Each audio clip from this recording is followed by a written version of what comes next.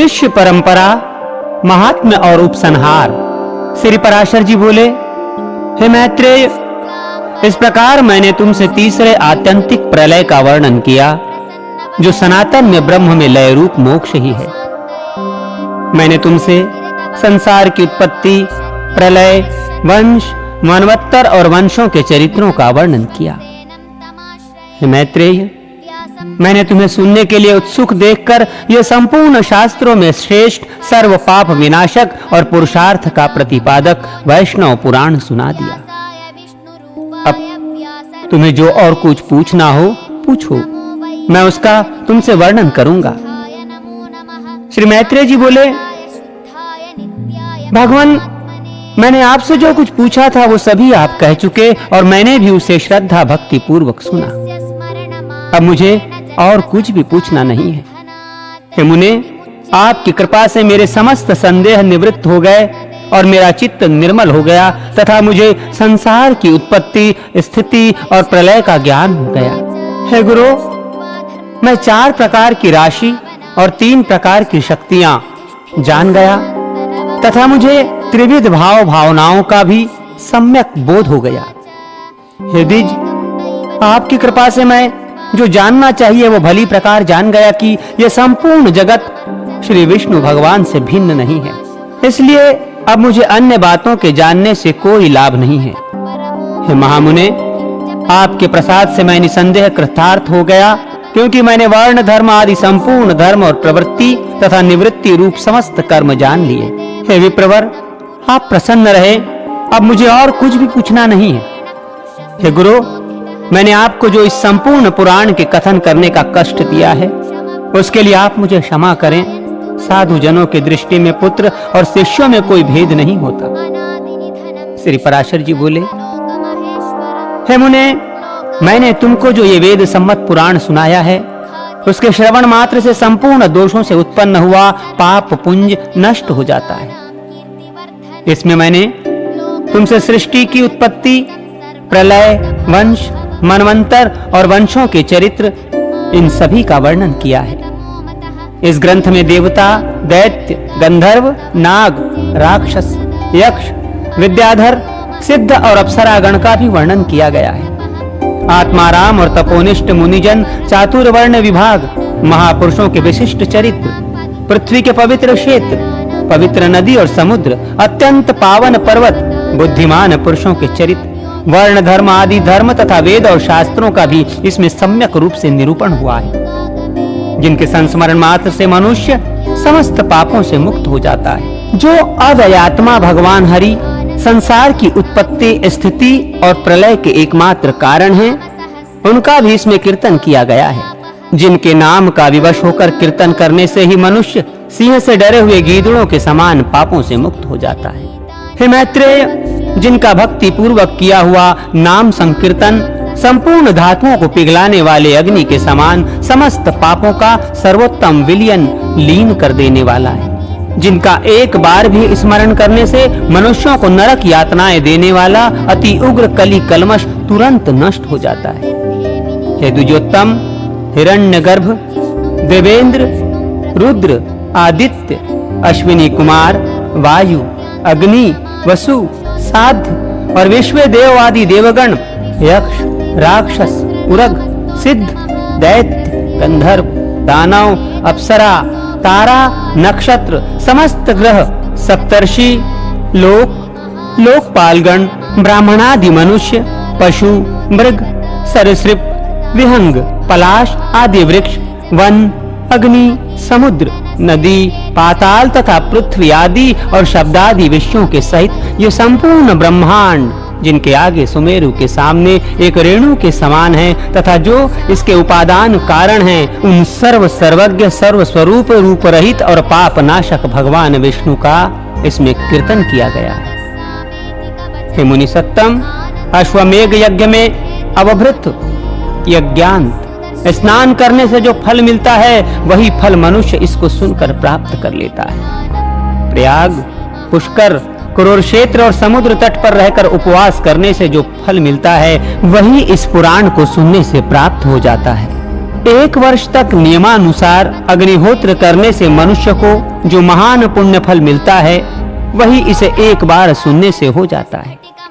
ज्येष्ठ शुक्ल द्वादशी के दिन मथुरापुरी में यमुना स्नान करके कृष्णचंद्र का दर्शन करने से जो फल मिलता है, हे विप्रश्रेय, वही भगवान कृष्ण में चित्त लगाकर इस पुराण के एक अध्याय को सावधानता पूर्वक सुनने से मिल जाता है। हे मुनिश्रेष्ठ, ज्येष्ठ मास के शुक्ल पक्ष की द्वादशी को मथुरापुरी में उपवास करते हुए यमुना स्नान करके समाहित चित्त से श्री अच्युत का भली प्रकार पूजन करने से मनुष्य को अश्वमेघ यज्ञ का संपूर्ण फल मिलता है।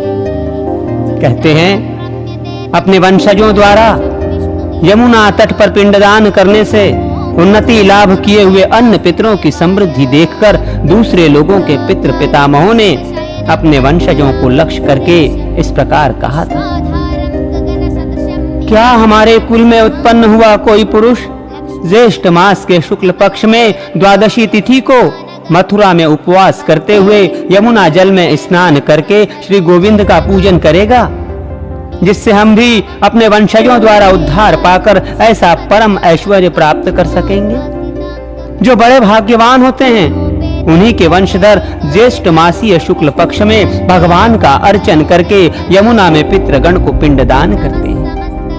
उस समय यमुना जल में स्नान करके सावधानता पूर्वक भली प्रकार भगवान का पूजन करने से और पितृगण को पिंड देने से अपने पितामहों को उतारता हुआ पुरुष जिस पुण्य का भागी होता है, वही पुण्य भक्ति पूर्वक इस पुराण का एक अध्याय सुनने से प्राप्त हो जाता है।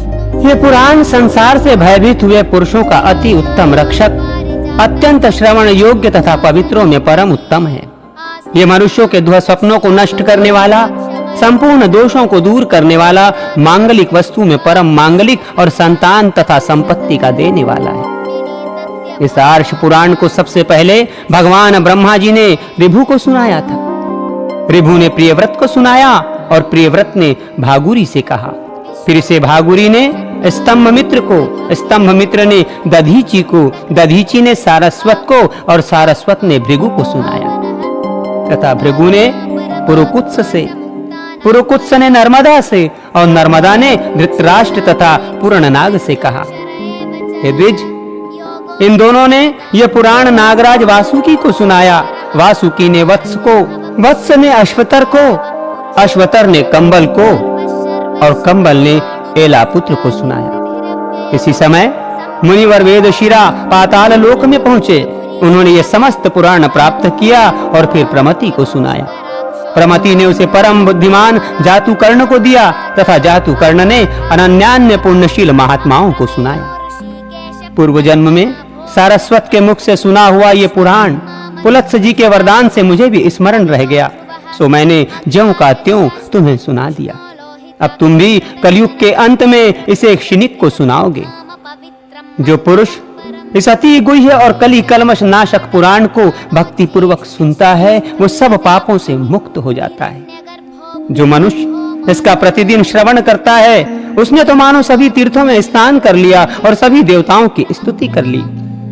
इसके 10 अध्यायों का श्रवण करने से निसंदेह कपिला गौ के दान का अति दुर्लभ पुण्य फल प्राप्त होता है। जो पुरुष संपूर्ण जगत के आधार, आत्मा के अवलंब, सर्व स्वरूप, सर्वमय ज्ञान और ज्ञेय रूप आदि अंतरहित तथा समस्त देवताओं के हितकारक श्री विष्णु भगवान का चित्त में ध्यान लगा इस संपूर्ण पुराण को सुनता है, उसे निसंदेह अश्वमेघ यज्ञ का समग्र फल प्राप्त होता है, जिसके आदि मध्य और अंत में अखिल जगत की सृष्टि, स्थिति तथा संहार में समर्थ ब्रह्म ज्ञान में चराचर गुरु भगवान अच्युत का ही कीर्तन हुआ है।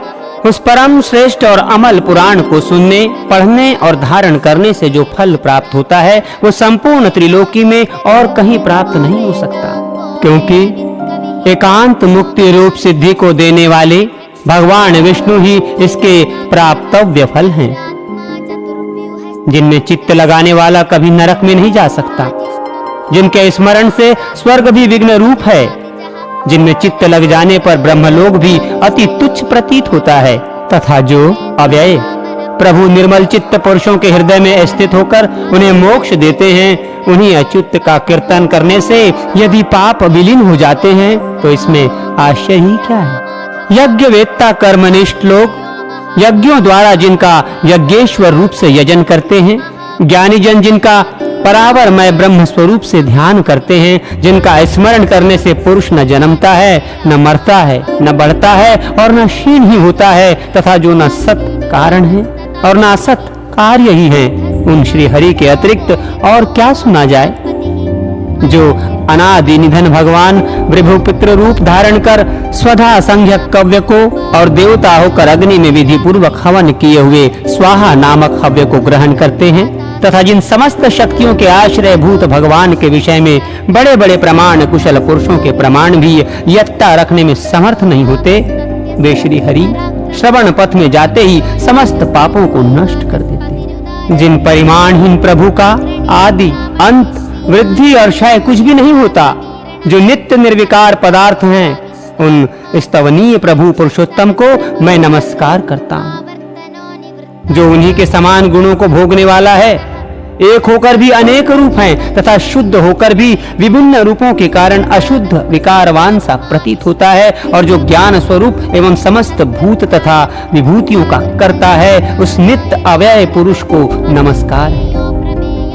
जो ज्ञान सत्व प्रवृत्ति रज और नियमन तम की एकता रूप है, पुरुष को भोग प्रदान करने में कुशल है, त्रिगुणात्मक तथा अव्याकृत है, संसार की उत्पत्ति का कारण है, उन स्वतः सिद्ध तथा जराशून्य प्रभु को सर्वदा नमस्कार है। जो आकाश वायु अग्नि जल और पृथ्वी रूप है, शब्दादि भोग्य विषयों की प्राप्ति कराने में समर्थ है और पुरुष का उसकी समस्त इंद्रियों द्वारा उपकार करता है, उस सूक्ष्म और विराट रूप व्यक्त परमात्मा को नमस्कार करता है। इस प्रकार जिन नित्य सनातन परमात्मा के प्रकृति पुरुष में ऐसे अनेक रूप हैं, वे भगवान हरि समस्त पुरुषों को जन्म और जरा आदि से रहित मुक्ति रूप सिद्धि प्रदान करें।